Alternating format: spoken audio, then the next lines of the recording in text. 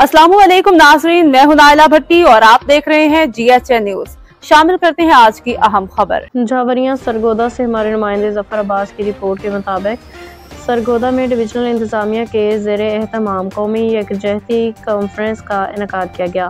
Conference की सदारत chairman रोयत हिलाल committee Pakistan मौलाना सैयद मोहम्मद अब्दुल खबीर आज़ाद ने की। कॉन्फ्रेंस में commissioner Sargodha Jahanzeb Awan, deputy commissioner captain retired Waseem, DPO doctor Shoaib Ashraf, चारों अजला के अफसरान और मुख्तलिफ मुकाबले फ़िक्र के लोगों ने शिरकत की।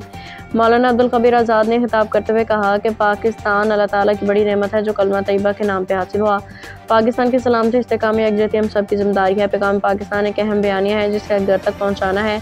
ये बयानिया फ़िरका वरीयत तो खुदकुश हमलों के हराम करार देता है।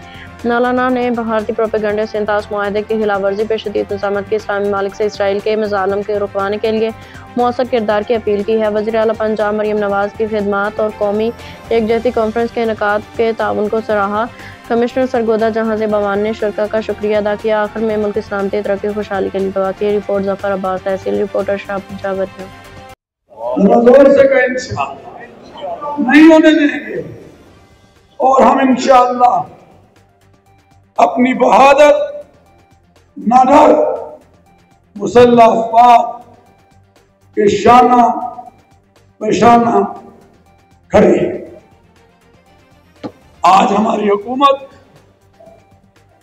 और हमारे वजीर आजम पाकिस्तान जनाब मियां मोहम्मद शहबाज शरीफ साहब ने जो बात की है कि ये जो हिंदी और भारत हुकूमत लौट का शिकार हो चुकी है, क्योंकि वो जानती है कि ये सब का सब झूठा है और जो हम करना चाह रहे थे, जो कर रहे थे, उसमें हमें कामयाबी नहीं मिल सकी।